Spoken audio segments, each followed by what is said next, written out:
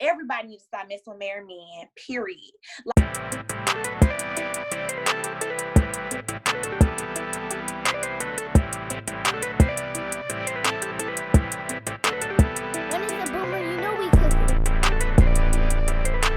Going back to Black women, we're just taught to ride or die, so and that's the ride or die.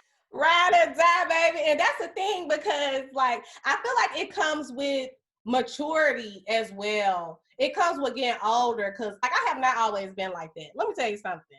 Baby, I put up with the most from a lot of different people that I've dated or had relationships with. You know what I mean? And I feel like a lot of times when you're putting up with that, it's an insecurity in you where you feel like that's all you can get, or that's what you deserve.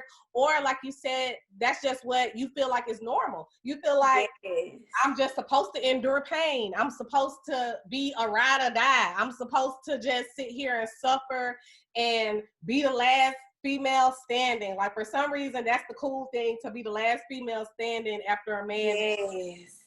And that's not it. You know what I mean? That's not it, because it is, and I don't want to really bash men, because there's really good men out there. There's some really good men, and I do think though that is something that a lot of women have to check, just how they view men. How they view Black men, and television may have something to do with it, family may have whatever, but I think it is just about trying to get back to believing that there are good men out there, and I think putting in the effort of going out there to meet them, and when you get there, have the energy and the what you need, I guess, to attract that man, right? So I think that a lot of Black women may put a lot of effort into other things, and maybe not relationships. And maybe we need to start challenging ourselves when we're comfortable and when we're ready, to start back putting a little bit more effort into it, and just having a little bit more faith in men. Right. And the single woman, we're gonna keep it real. You know what I'm saying? Like, another thing too, I think as a single woman, you gotta have standards, and you have to make almost kind of like, you gotta make some type of point not to mess with married men. You know what I mean? And this is why I say this, because there was one time when I went out with a friend, and we ended up going to a cigar bar. So met this guy, and when I tell you, it's very hard for me to meet somebody and be instantly attracted to them, but I was instantly attracted to him. And the reason I was attracted to him is because he gave me his number.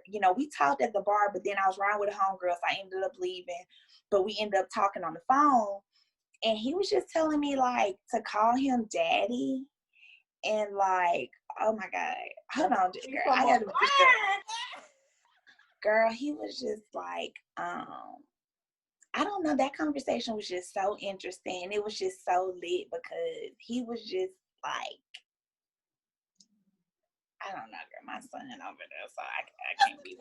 Like, what's the tea? He on here married? Girl, he was telling me to call him daddy, and he was just like,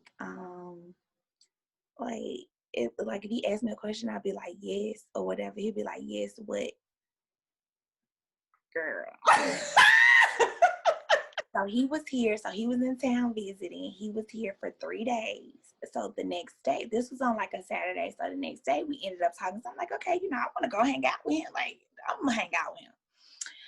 So girl, we talking. And for some reason, I guess I just assumed he's single. So the Sunday night we're talking, we were actually going to hang out that Monday. And I was like, so you're single, right? And he was like, no, I'm married. And this man, this is one bold ass man, because he was like, look, I'm going to keep it real with you. This man, he like, I'm not leaving my wife. Like, he made it clear, like, look, since we're on this topic, let me make it very clear.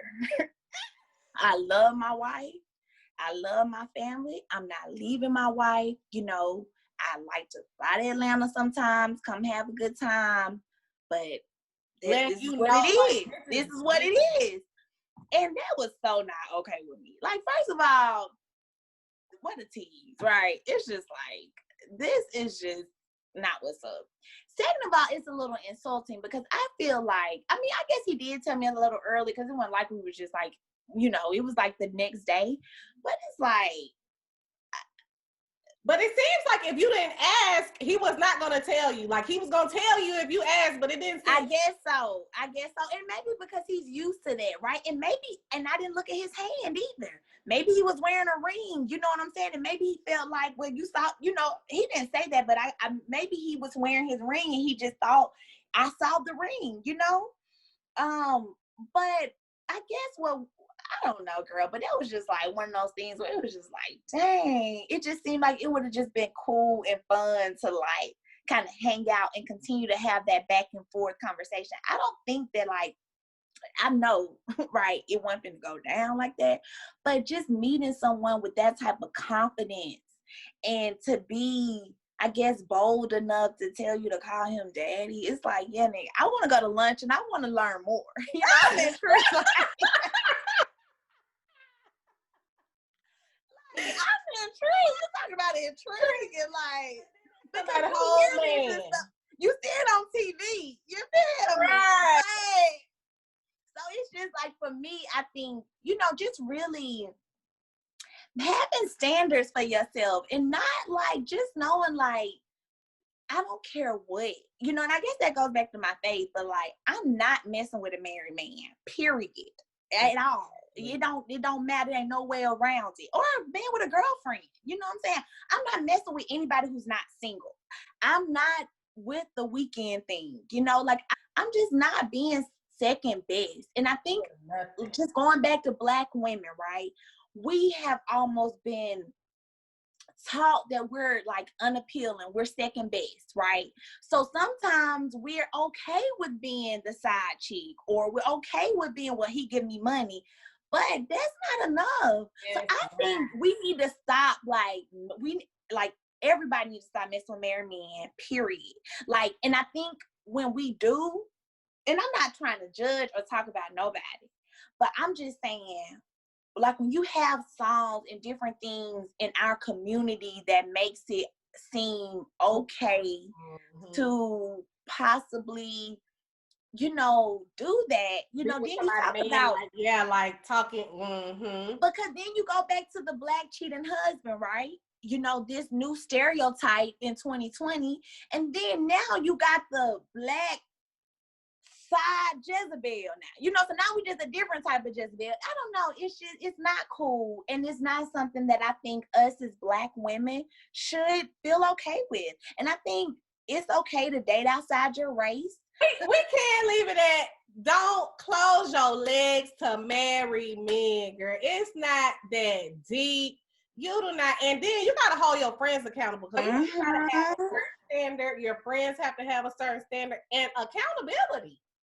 And it's not a joke, you know. And when you start talking about, you know, Black women and, you know, our families, and just what I think, just go away from there, just what we go through as Black women, just perceived racism, just feeling like you're being, you know,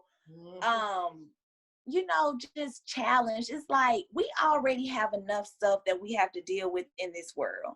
Like, the last thing I want to do is be that Black sister that's coming to make another sister sad or make her down. You know what I mean? Like, at the end of the day, I feel like when you talk about going out here to protest, and when you talk about what we need to do for the Black community, the first thing we need to do is start loving one another and hold, like you said, holding each other accountable.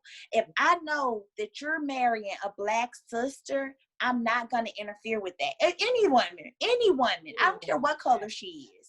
But I think it's just about saying, I'm going to put in the effort that I need to put in for myself, for me to establish the romantic relationship that I want. I'm not going to interfere with someone else's.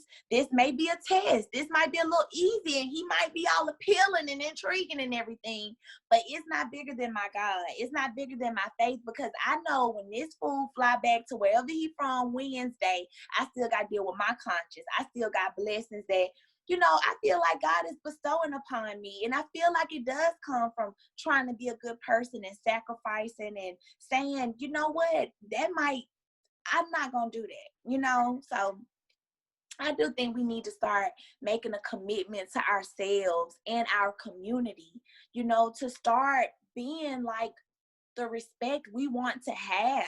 You know, when you get married, that's how you want someone to treat you. You know what I mean? So go ahead and start treating somebody else that way, you know? So exactly. Girl, this is good stuff. I have enjoyed you. Happy hour. Look, we're gonna need I know. I can't wait till you come back on. So thank you so much. My pleasure. Go ahead and subscribe, hit the notification button, because if you think this was something, it's going to get really, really good, guys. Follow Aysha at Journalistic Jewel. Yeah. And we will see you guys next time so we can talk about it. Have a good one. Bye. Bye, y'all.